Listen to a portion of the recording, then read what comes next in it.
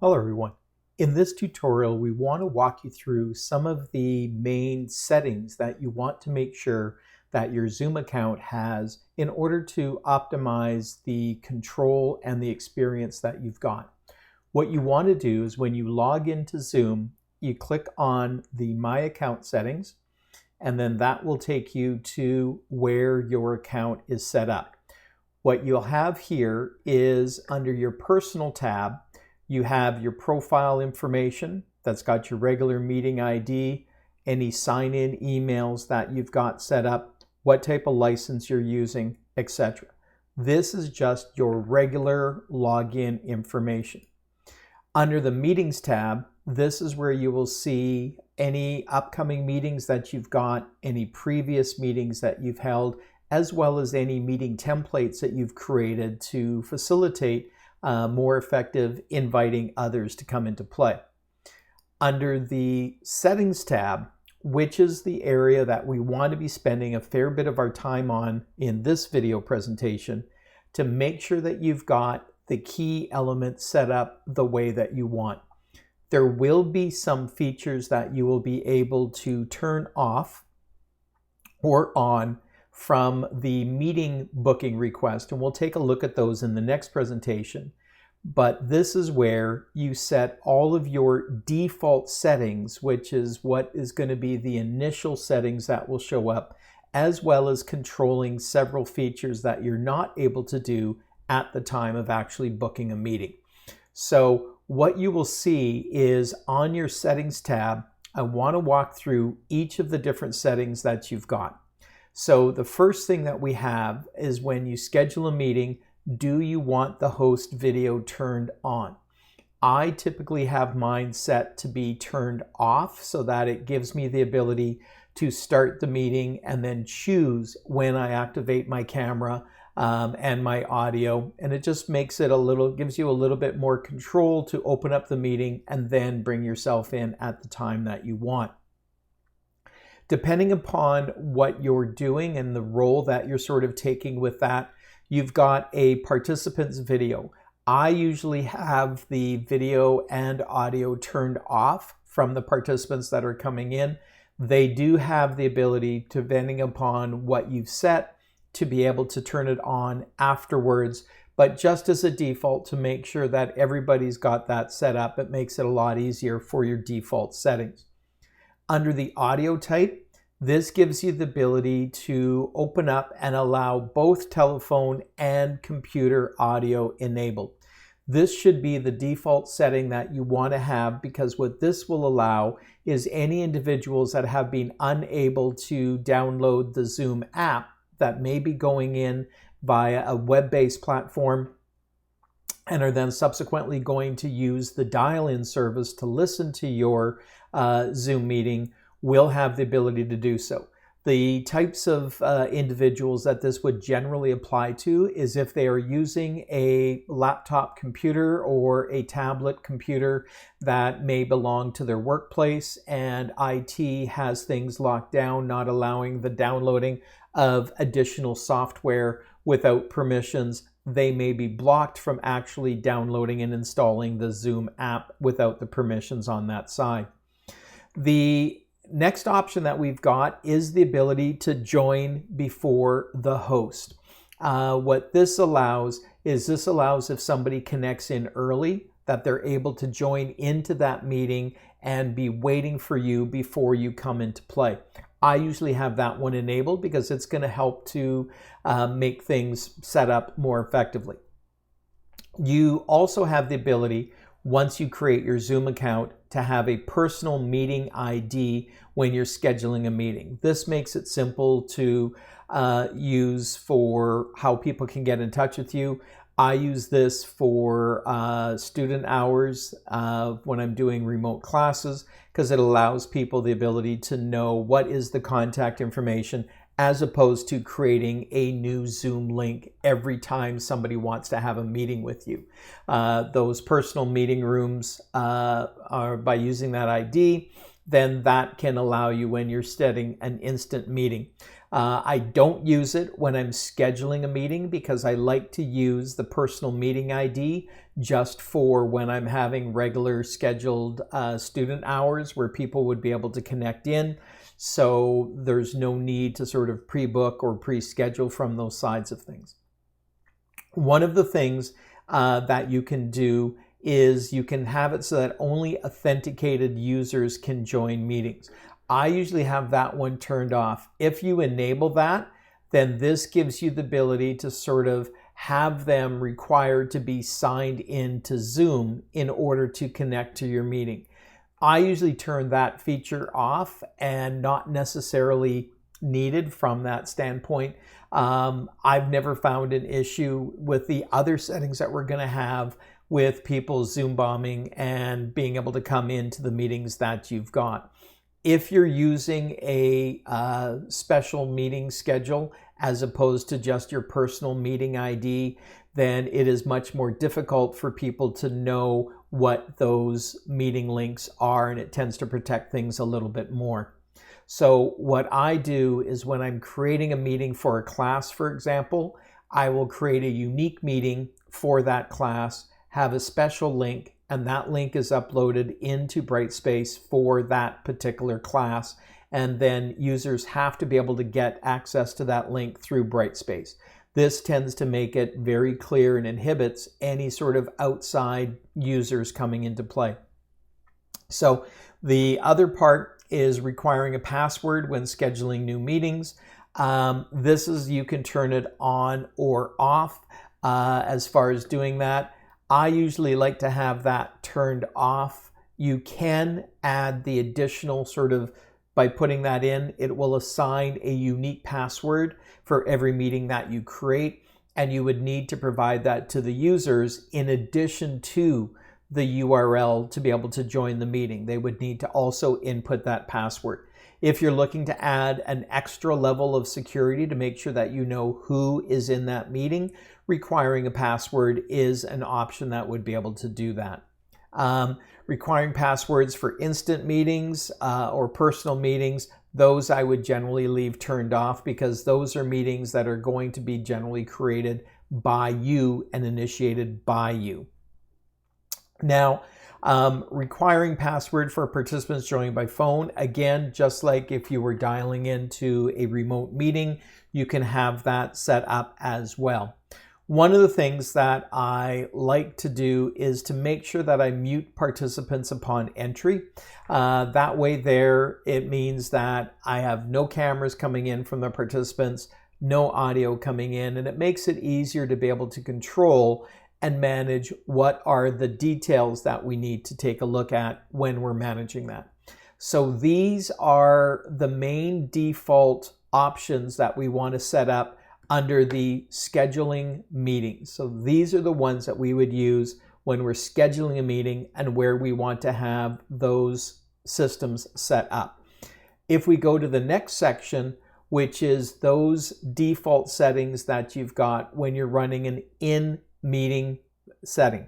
This is one that has a few really important features that you want to set up to give yourself the control and privacy that you need. One of the ones that you want to do is under the chat, you want to allow participants to be able to send a message that's visible to all participants. They can also send you a private communication, but they can also post something that is going to be visible by everybody. I always have the prevent participants from saving the chat. The reason being is because when they save the chat, if there are private communications between individuals, those are also going to be saved within that chat. So it's not just the public chat that they get, they are able to get the entire chat. So to avoid personal communications between a student and yourself being able to be downloaded by others, I prevent participants from saving the chat so that it gives that level of protection. I've also enabled private chat so that allows participants to send one-to-one messages to another participant. That allows them to communicate between each other. If you don't want them to be able to do that, then you can turn that off. They would still be able to communicate privately with the host, such as yourself, but they would not be able to communicate privately with each other. You have the opportunity to have it giving you a sound when participants join or leave. I have that turned off because it can be quite annoying if you have students popping in late to constantly have that doorbell ringing when somebody's coming in and connecting into what you're doing. As far as for for file transfer, this is where you can set it up where hosts and participants can send files through the in-meeting chat.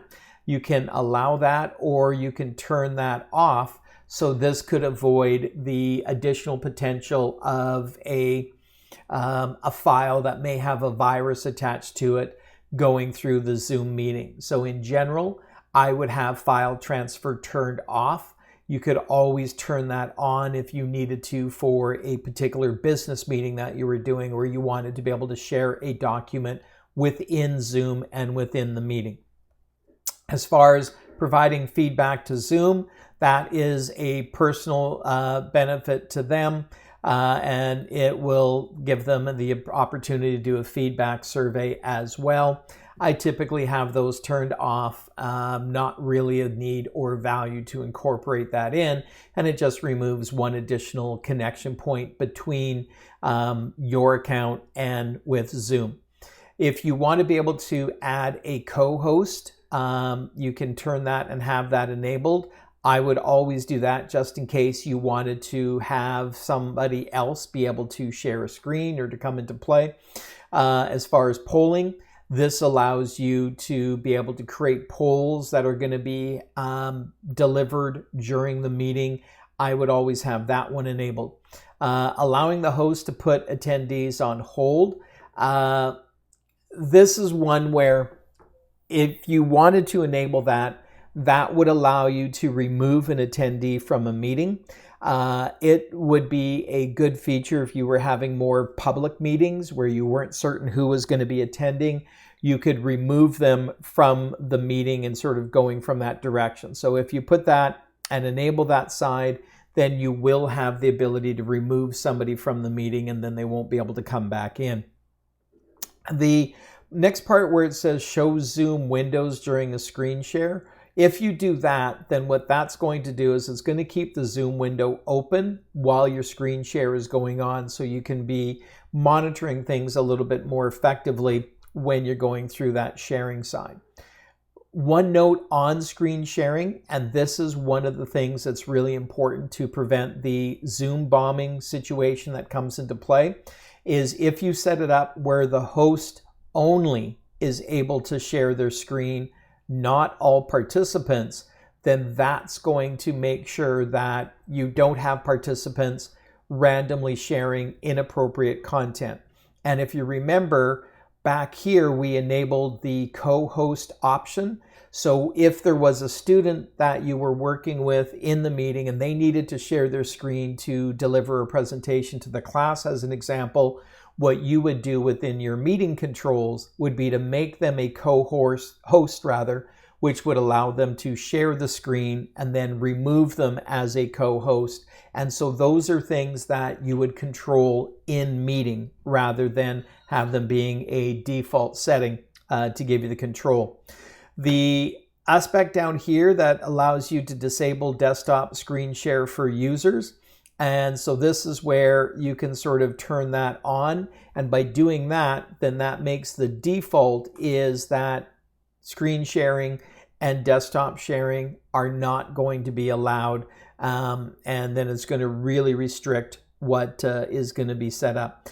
I don't find a need to be able to have that one on by default, because remember that we've addressed that only the host can share a screen and any co-hosts can be assigned. So we've addressed that from that perspective. To encourage engagement, we want to make sure that we allow the students or allow ourselves to be able to use annotation tools on the screen as well as the whiteboard. And I usually like to have it set so that it saves the whiteboard content when the sharing is stopped, so that you actually have a record of what was done within that screen sharing. The remote control option is if a person is sharing their screen, this allows them to allow others to control the shared content. Where this would come into play as an example is if I had a group that was delivering a presentation where one member of the group was had the slide presentation being shared from their computer, and then as they finished their piece, the next person presenting would be able to advance the slides and control what was going on from their connection without needing to have them opening up a separate presentation for their piece. So it allows for a more natural transition on those sides of things. The other part down here under the nonverbal feedback, that just allows people to initiate the icons of giving the thumbs up or the high fives or whatever to be able to allow the effective feedback of what's going on. Now, down here, if you've removed a participant, you can either allow them to rejoin, or I usually figure if I've removed somebody for a reason, then they've been removed for a reason. I don't want them to come back. And by doing that, the minute I've enabled removing, but not allowing them to rejoin, if there was somebody that was an issue, we would immediately have resolved that situation and that problem. But again, we can avoid the issues of people being able to connect into our meetings by not using our personal meeting ID, because that one is going to be available through your Zoom account and is going to be readily identifiable, but creating unique meeting IDs and then sharing those links within Brightspace. Now, the next section is the InMeeting Advanced section. This is where all accounts, whether they're a free account or a paid account, will allow you to activate breakout rooms. And so that's one of the ones that's really important to open up, because that allows you to be able to break your class either randomly or programmed into breakout rooms so that they can work independently and then come back to the regular group. That happens from there. And that then allows the host to assign the breakout rooms when you're scheduling the meeting. So if your course has a pre-programmed groups that are set up, you can put people into their breakout rooms in your meeting invite. So it's all automatic from that point. We do have the ability to set up closed captioning, where you're going to be physically typing the closed captioning in, which is an accessibility element if you've got the ability to do that and to have that information being portrayed. And then you've got a far end camera control. This one allows another user to take control of your camera during a meeting. That is one to also make sure that you've got turned off, because you want to make sure that you've got no issues from this side and everything is nice and clear. I also allow people the ability to use a virtual background, which is one of the features that we've got in Zoom. I'll be demonstrating that in a future tutorial, but it just helps users who may be subconscious about the room that they've got to be able to activate something so that they're present, but they may not be seeing the background coming in. If you're going to be working with invited guests, you have the ability to bring guests into the account as well.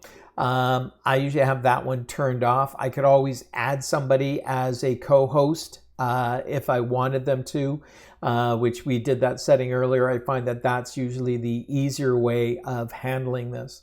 As far as auto answering the group in chat, I don't have that turned on. I prefer to manually answer as opposed to providing defaults that are there. And as we go down, the other one that comes in is allowing users to select stereo audio if they want. If they want to go through that, that's there as well. Now, this next one is one that has raised some of the privacy concerns that we've been hearing being talked about across the internet and through people's aspects, as far as it's tracking you when you're online. What this does is it allows the host to get an indicator if the person doesn't have Zoom in focus during their screen sharing. So this is where it just helps you sort of see, are they connected with it, tying in. I usually have that turned off. I don't really see that there's an issue with that. What it would be doing is if somebody sort of was logged into your meeting and then walked away, then that would give you an indication that they were no longer paying attention. That's just an extra element of tracking that has raised some concerns. So I have that turned off so it is never a potential issue. The waiting room is a feature that you can have when people are coming in. Rather than being allowed into the room, you can have them go into a waiting room if you wanted them to all come into the room at one time. And so by doing that, it just sort of creates a standing room where people are going to come into play, and then it allows them not to get into the meeting before you come into that side. The other part is you can have them show a join from your browser link.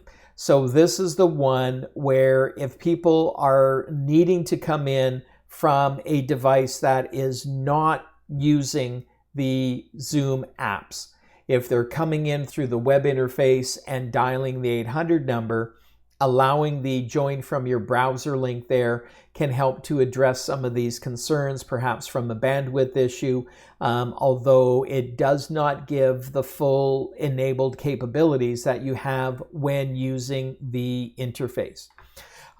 You also have the ability, depending upon the type of account that you've got, to allow live streaming of your meetings through Facebook, Workplace by Facebook, and also onto YouTube. So if you're planning on needing to go beyond the number of users that you've got, you could allow this aspect as you go.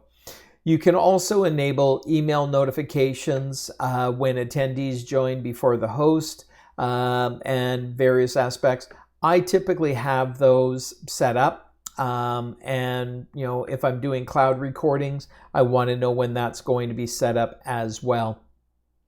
The last part that we've got is one where we take a look at blurring the snapshot on iOS. So this is where if people are sharing a screen from an iOS device or they're opening it up, it blurs the background. That only works on iOS devices, not Android devices. So I tend not to enable that because it means that I'm being a little bit more cautious about what's happening from that perspective. So those are the main meeting settings that you want to make sure that you've got to really have your default settings optimized. So one of the big ones that's contained within there is the ones that we talked about as far as the breakout rooms. We're going to be demonstrating that in a future presentation, as well as what to do as far as screen sharing. Host only is the important one on the screen sharing, and then enabling the ability to add co-host to the meetings is one of the big ones that we want to take a look at. So those are the main settings in the setting tab. There are a few additional settings that we have in the admin tab that we're going to talk about in the next recorded presentation. Thanks very much. If you have any questions, please let me know.